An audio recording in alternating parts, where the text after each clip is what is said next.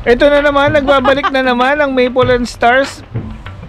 Disclaimer lang, no, magkaibang araw namin shoot tong video na to, tsaka doon sa nauna. Magkaibang araw yan, guys. Welcome back to our channel, Maple and Stars. Ayan. Ba't nandito na naman tayo sa Torbay Beach? Ano na naman pag-uusapan natin dito? Kahit umuulan na, no? Oo, medyo umaambon na ngayon.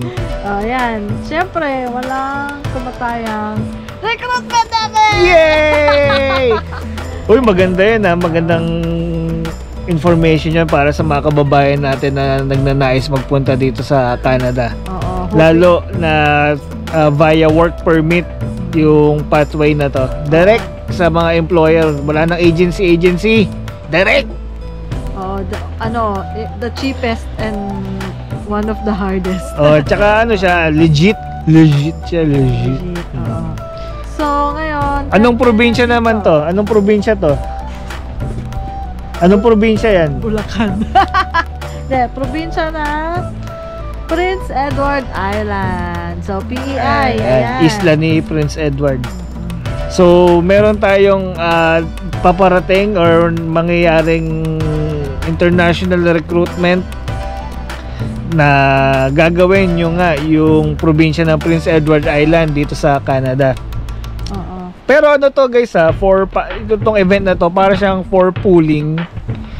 Kumbaga, meron silang nilagay na list of occupations na maaaring gumawa sila ng virtual recruitment dito sa mga trabaho na to sa paparating na panahon. Kaya kung pasok kayo doon sa mga trabaho na to, be sure na mag-register kayo. Ano ba yung mga trabaho na yan? Ayan, yung mga trabaho is marami yung klase ng trabaho. Ano natin by category, no?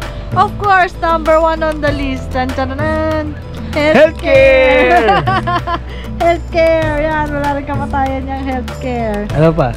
Number 2, ay maganda to, education. Mga maestro at maestra natin dyan sa Pilipinas. Teachers, yes. Oy, ito, okay din to. Ano pa? Number 3, ano to, parang ngayon lang tayo ng ganito. IT. Oh, yan, no? Mga kababayan natin dyan, IT. Oh, yes. Okay. Number 4, isa din sa common at isa din sa naging pathway namin. Hospitality. Yan. Next is, kagaya din to sa NB, trucking industry. Ayun, mga kababayan nating drivers, truck drivers. Ayan. Next is manufacturing. Ayan, mga manufacturer.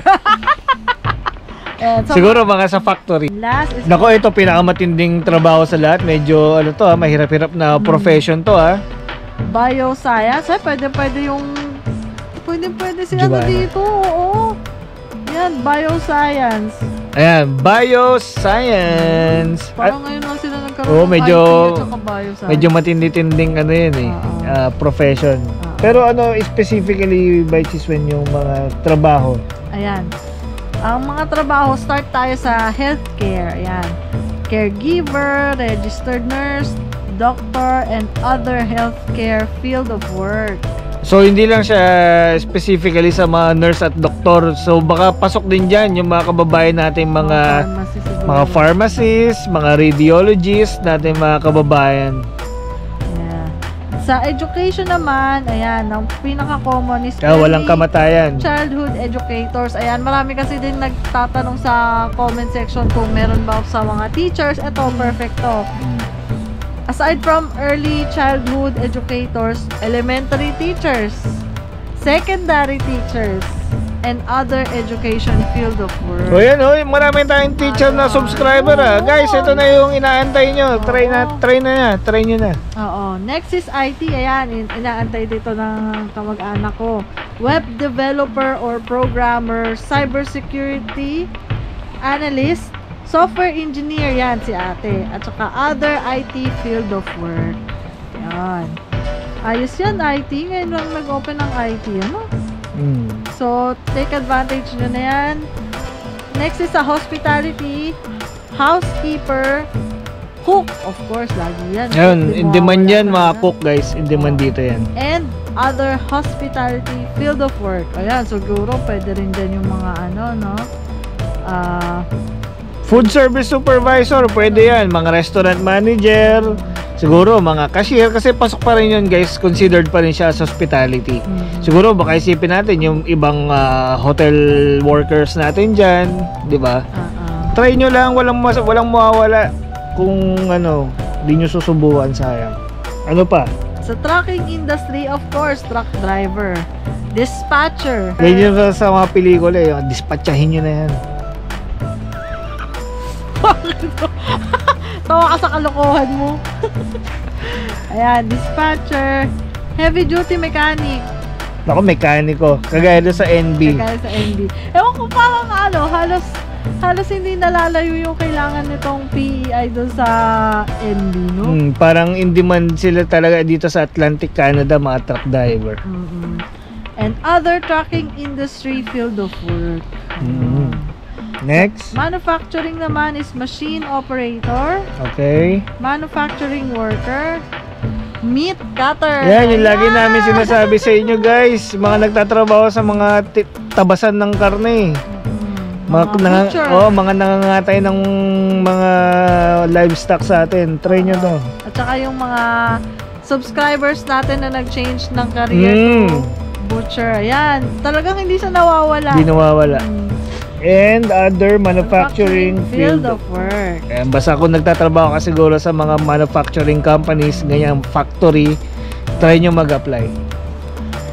Nako, ito yung medyo madugo. Ano nga, dumudugo yung ilong mo. Bioscience. So, ayan. Ang under jobs niya is quality control. Siyempre. Process engineer. Ayan, process engineer and other bioscience field of work. Ayan. So, pero tong event na to guys, ano to, parang hindi siya virtual recruitment agad-agad. Kumbaga siguro tumatanggap pa lang sila ng mga applications or resume na baka in future magkaroon sila ng virtual recruitment or recruitment man sa iba-ibang bansa. Parang iniipon pa lang nila yung resume. Malay nyo, dyan sa Pilipinas ulit gawin ng PEI yung recruitment kasi di ba naggawa sila ng nakaraan sa ng ganyan. Ayan o, for sign up, kailangan nyo lang first, last name, email, confirmation ng email nyo kung tama ba doon sa una nyong nilagay, at yung resume.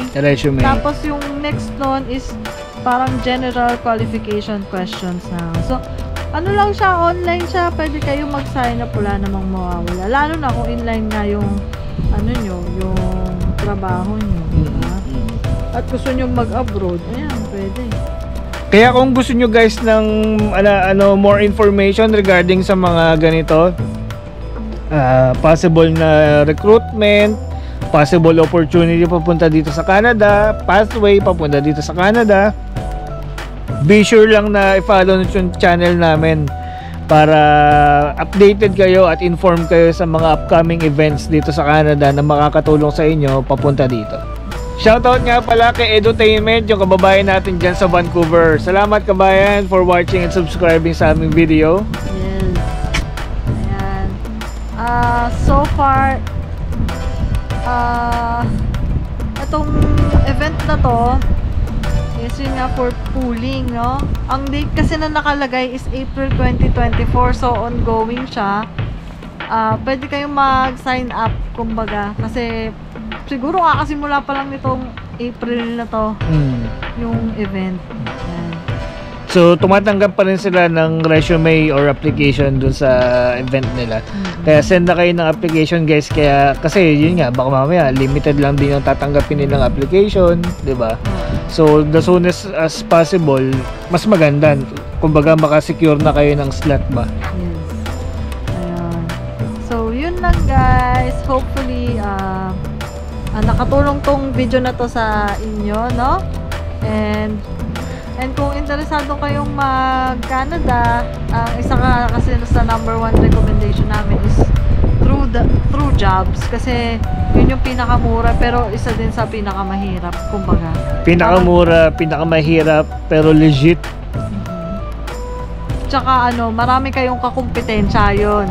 Maraming kakumpetensya. Pero kagaya na sa mga kababayan natin na medyo tight sa budget, Yan, pero oo, kung yan. pasok sa qualifications, di ba? Why not? Yan ang pinaka Lalo swak na- swak. Lalo na sa atin sa Pilipinas, di ba? Marami tayong mga truck drivers, marami tayong mekaniko, na parang hindi ganun ka na-appreciate in terms of salary.